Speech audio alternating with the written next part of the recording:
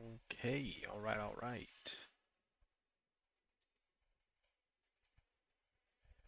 All right, everybody. Welcome to week 11. Just adjust that so you can see me a little bit better. I know that's important.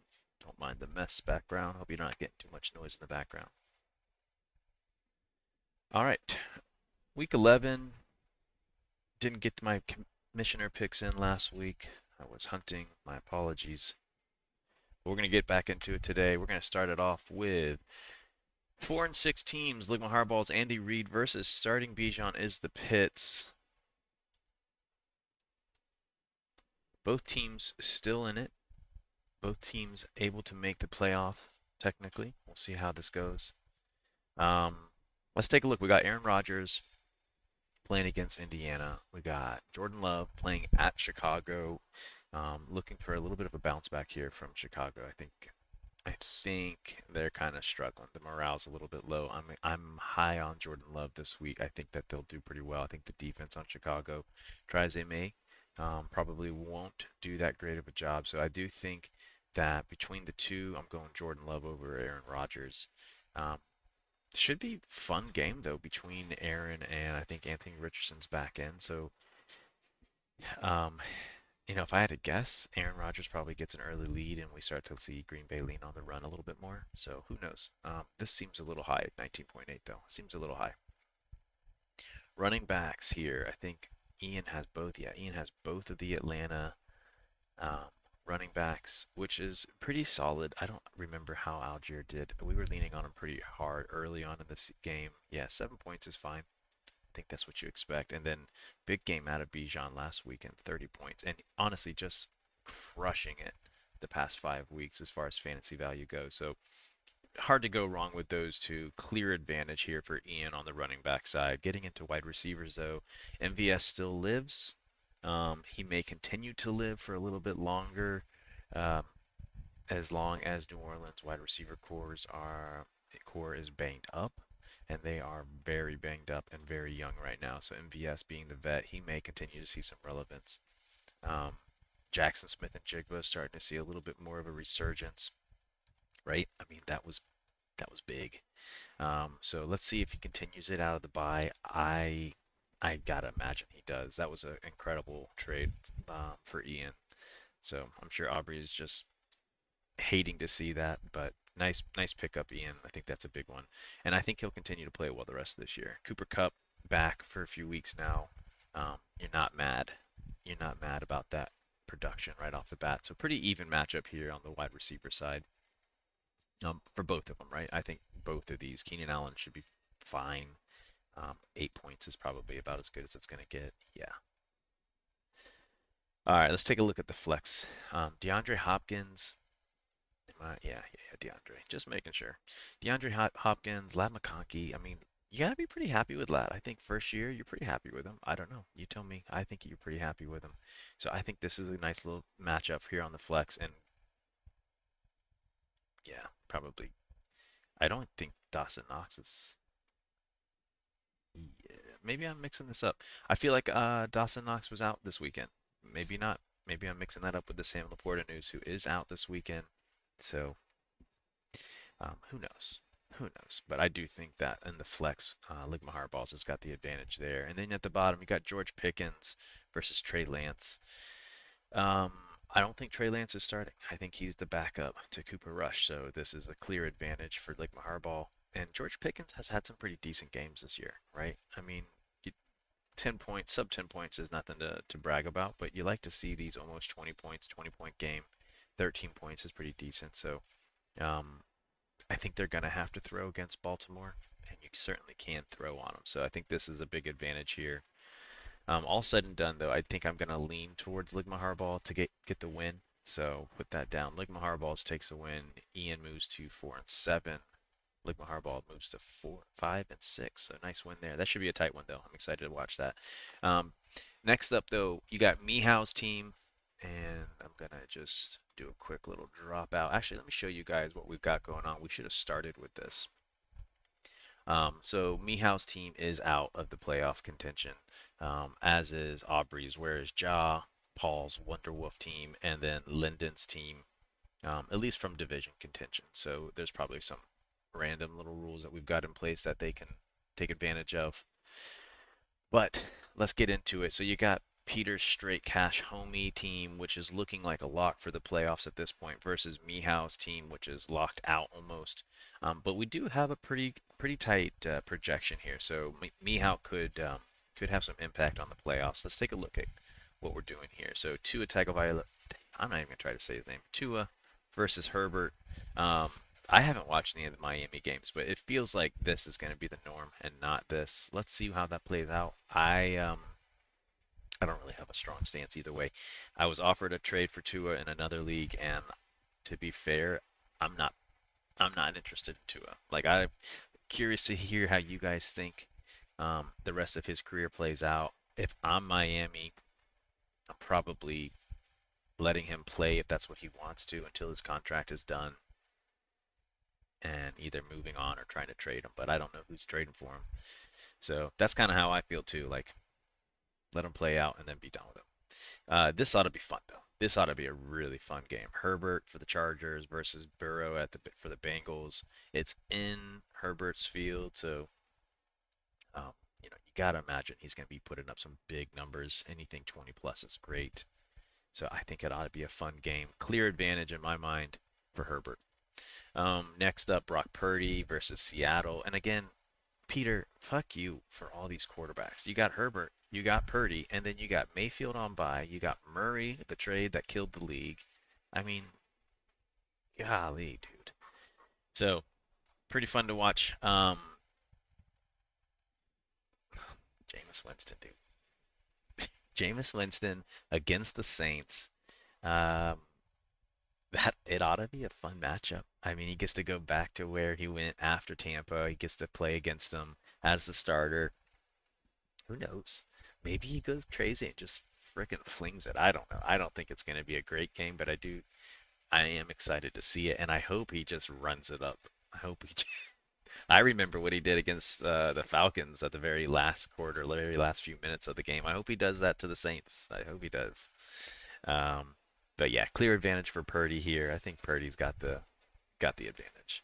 Austin Eckler already went off. Nice game from him. I mean, you're not mad with 17 points, no touchdown. So take that and run with it. Christian McCaffrey back now for a couple weeks. I think he's played 2 games so far. One game. This is his second. Yeah. So you expect him to keep improving, and yeah, I mean but there's not much we need to say. He's great. Joe Mixon has been incredible this year. You're certainly happy to have him playing, so that's fun. Um, I mean, what a great pickup for him. Oh, come here, little kitty. We got a new kitten, so I'm loving on him. We lost one last week or 2 weeks ago, so now we got a new one to help ease the wound. Um, Getting back into the real meat and potatoes here. Kyron Williams against New England. That should be a fun game. I am expecting him to put up some decent numbers. I think 20 points is a good spot to be at. Currently projected at 19, so I'm not too far off. Jonathan Taylor against the Jets. I don't know about this. I think this is a high projection. Yeah, I personally am not feeling this 17 and a half projection for Jonathan Taylor. So I don't think he's going to get there. Um, but across the aisle, Najee Harris with 12. So I mean, you got the advantage. So I mean, this is going to be a fun matchup. These three.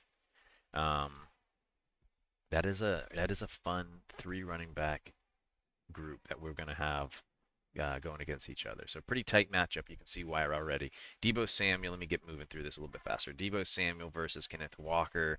I think Kenneth Walker takes that one. Darnell Mooney has had some outstanding plays. And then right below him, you can see Drake London. So definitely Atlanta tag team here for the wide receivers. I like it.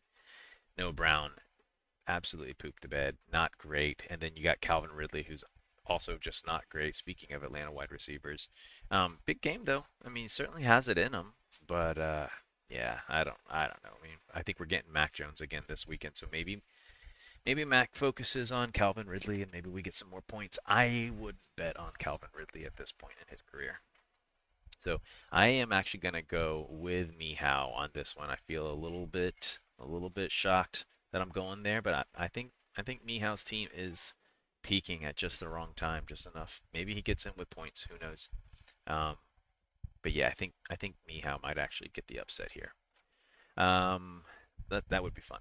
All right, let's take a look. Vince's Cancer Boys versus Lyndon's team. Lyndon's sitting at 2-8, and as mentioned earlier, he is out of division contention. He could certainly do it by points, I believe. Maybe I have to look at how many points he's got.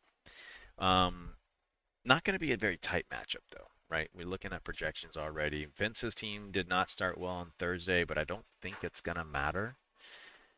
You got Josh Allen and Matthew Stafford at quarterbacks versus Sam Darnold and Kirk Cousins. I think at that point, it's still pretty tight. Josh Allen versus Kansas City, man, if it was like 2 years ago, that would be like a hell of a matchup to watch. But Kansas City's just not putting up big games as they used to. Their, wide receiver core is kind of dinged up and messed up and in jail and whatever. So maybe not as exciting as it might have been once upon a time, but I do think this is a pretty tight matchup between the quarterbacks. Um, Running back wise, just an absolute thrashing by Vince, right? Aaron Jones, David Montgomery, two huge running backs this year versus a bunch of jokes on the other side. So we're not going to talk too much there. Big advantage already for Vince at the running back position. Maybe Linden can make up some ground here at the wide receiver side. It's not going to take a whole lot. We're looking for 10 points between two wide receivers. Vell had actually a pretty good game either last weekend or the weekend before that. Yeah, last weekend. So you certainly could see that again. I hope so. Young kid should be able to play a little bit. Wouldn't mind seeing him get some yardage on the Falcons. And they give up, the Falcons give up some easy yardage too. So maybe that's what we see is a lot of dink and dunk to Vell, but I'm expecting a decent game for Vell. Not expecting anything good from anyone on the Raiders unless you're the tight end there. So Brock Bowers continues to push on. I don't think Jacoby Myers is going to do a whole lot. He certainly has played well though. I mean, look at it. You got to be happy with it. But I don't know. I'm just not expecting much out of the Raiders here. So I do think the wide receivers gives a slight advantage for Linden, but I don't think it's enough to make up for the running backs that we got up there. And then let's take a look. Devontae Adams, Moore, Hawkinson, Smith, Komet, Andrews, potential galore over here for Vince. And then, I mean, Komet has had some big games for tight end, no joke. And interesting that we have two tight ends playing against each other. That's cool. But I think it's going to be a win for Vince, moving him to 8-3. All right, let's check out. This one is a big game this week. Two playoff contenders, both sitting at 7-3. Pretty decently tight matchup for projections, but a big game to start it on Thursday out of Barkley. Just finished up that game big time. I'm sure Yanni was a little upset to see those numbers in the morning, unless he saw them Thursday night. But yeah, I think this one might actually get a little out of control here. Wacko, I'm calling it early for you. Wacko for Flacco, getting the W here. But let's break it down. Anthony Richardson is back. I am expecting he will play with reckless abandon, and I mean that emphasis on the reckless. Probably a few interceptions, but a lot of yardage with the rushing, and probably a few nice throws this weekend. I know he's going to have Sauce Gardner there, but I do think he'll connect a bit and try to earn his starting position back. So I'm looking for that. Bo Nix against Atlanta again. I think it's a perfect game for a guy like Bo Nix to get some decent yardage. A few dink and dunks and a couple over the top is enough for Bo to have a good game, and I think that the Falcons defense will do that. People rave about them. I'm not a big fan of them. I don't think our defense is. I think our defense is a fake. Frauds. They're frauds. I'll say it. Um, anyway, let me get off that horse. So Brees Hall, gotta love it. A Chain.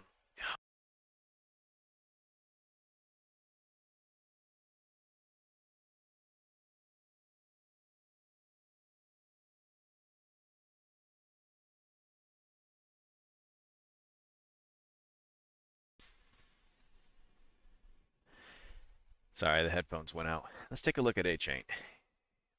Two big games when Tua came back. Nothing back last weekend though. I am concerned for A-Chain for a little bit. I don't know. I'm not a fan of the 18 points for him. I don't know if he gets there. He certainly can. It's not a bash against him. I just don't think he's going to do it. But the Raiders certainly are a team to do it. And so kind of waffling here. I'm probably going to be wrong on it, but I don't think A-Chain has a huge game. Juwan Jennings versus Dobbins, Gasecki in the flex versus Njoku. Again, a couple tight ends. I like to see those in the flex. And then the wide receiver spots. We got some fun wide receivers here. I think it'll be tight. I think we'll see just Cooper Rush probably won't do a whole lot against Dallas, or yeah, against Dallas. I think we'll see Cortland Sutton might. He's not been. I mean, he's been fine, right? He's been fine. No shit. Where have I been? I haven't been watching enough Denver games. I haven't been watching hardly any games, to tell you the truth. But yeah, let's see what happens. This could be tight. I could eat my hat here, but I think Wacko for Flacco takes the win. All right, Caleb Williams, Mike's team versus Aubrey's Where is Jaw? Let's take a look here, see what we got. We got no quarterback for Aubrey, which obviously is a huge disadvantage. Um, Aubrey, you should at least get one of your backups in there, buddy. I think that might be your second offense, Aubrey. So I'm just gonna say it online here. If this happens, there's probably gonna be some repercussions for you. That's like your second. I think that'd be at least your second this year. Caleb Williams, again, we've talked about it early on. He's not been great the past few games. Maybe he gets a bounce back against Green Bay. Who knows? Um, Russell Wilson, I think ought to be a fun game versus Baltimore. Should be a good matchup, but Baltimore's clearly the dominant team there. Dowdle against Houston doesn't look great for him. 12 points is probably pretty accurate, but this ought to be a pretty easy win, especially since Aubrey's got a bye player sitting. If he doesn't get it out, it's a very easy win. But I'm gonna give it to Mike Caleb Williams, come on down, moving him to 4-7. And then we got JP's all rookie team versus Eric's Turd Ferguson. Eric's team has been a dominant force this season, just really pushing out some big numbers. And 127 projected here versus 110, but an early start, a little disappointing for Jaden Daniels for Thursday night's game. I'm not going to spend a whole lot of time on this one. I think Eric's two quarterbacks that are great. He's got two solid running backs here. He's got the number one wide receiver in the league right now, fantasy wise. Worthy could definitely have some points put up against Buffalo, and then Kelsey, right? So I mean, just a solid team here. I think Eric probably wins this one, moving to him to 8-3. You got Tyreek's cardiac arrest sitting at 6-4 versus Hydra's 7-3 team. Some big numbers coming out of Hydra, so ought to be exciting to watch them. They did not get off to a huge start on Thursday. Certainly not a bad one, just not huge. Um, but it should be an easy win still. I think it's going to be an easy win here. Joe Burrow versus the Chargers. I already talked about it. I'm excited about it. I think it's a big game for him. Drake May versus the LA Rams should be fine. I mean, I think he should be fine. He's not been putting up massive numbers, but I think he'll continue to put somewhere around 15 to 18 points, which is fine. Um, on the running back side, a good matchup for both teams. Good matchup for the flex. I don't think Madison has a big game this weekend against Miami. He's done fine. Like he's done fine. But yeah, I think we're gonna get more of this and less of this. Um, Cedric Tillman, man, he had a lot of hype for a while. Good for him. The last few games he's done pretty well. This is what I was thinking of is all of this. But yeah, no, he's had a past few pretty good games. Let's see what he does. That could be fun to see him really start to make a comeback here. Again, tight ends on both sides in the flex. Like to see it. We do offer a little bit of advantage for tight ends in this league, so that's fun. You got the number two fantasy wide receiver for Hydra. That was a good trade in the offseason. So that's a big advantage there. It looks like Hydra might win this here, but I think it'll be tight. I think it'll be tighter than what Flea Flicker is projecting. I'm going to give it to Hydra, moving him to 8-3, moving them to 8-3.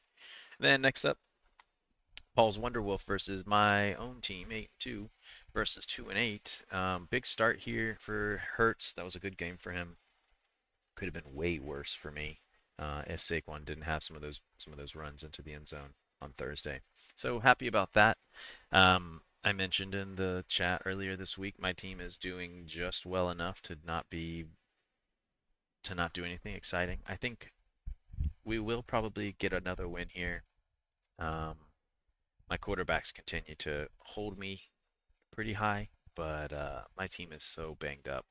Cooper Rush is thrown to CeeDee Lamb. That's not great.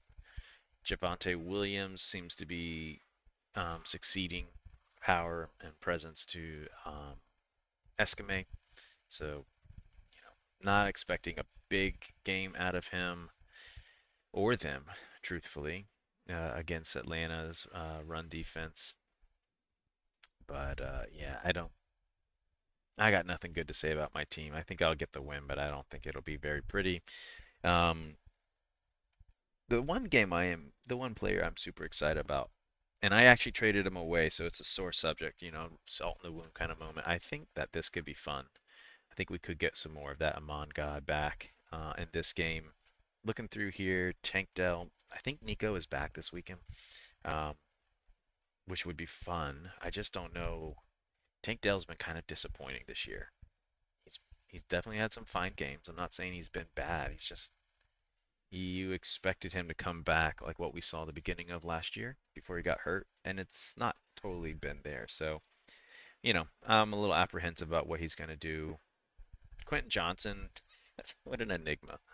I mean, you get games like this week 2, week 9, and then you get games like this, and you're like, okay, you're still garbage, but you're capable. Capable garbage. It's scary. Marvin Mims, I think he's the third man in Denver, so I'm not super worried about him. I think, yeah, I mean, like I said, I think Atlanta's defense is kind of fraudy. So maybe he has a game, but I just don't think it's going to be enough to take a win. So I'm going to give me the win here. And Paul, you move to 2-9. I'll move up to 9-2. Um, and then let's just take a look at what that means for our standings. So Vince and Eric both get the win there. 2-8-3 teams. Tyreek is getting the L. I'm taking the W. I think we said Yanni is taking an L as well. Wacko gets the win. Peter gets the win. Mike gets the win. Hydra gets the win. So starting to see some real division here. We should have a pretty clear-cut idea on who's going to be in the playoffs next. And speaking of that, we'll take a look at it right now. Here's how we break it down as of right now. You got myself sitting at number 1, Tyreek at 8, Wacko at 4, Peter Straight Cash at 5. That makes the top half of our division or of our playoffs. And then you got Vince, Eric, Hydra, the Teddy team, and Yanni's Sons of the Harpy. A loss by Yanni this weekend and a loss by Tyreek's Cardiac. That's Katie's team. That that could be interesting. It looks like we're going to have a decent little fight for the last couple of spots in the playoffs. And then, of course, we've got some new rules coming into place, and I don't remember them all off the top of my head, guys. I'm so sorry. But I do think it's got, we changed some things up to do with points. We can talk about it in chat, but, looking like it's going to come down to the wire here for the last 2 or 3 spots, so that's exciting. Anyway, hope you guys enjoyed the chat. As always, go Falcons.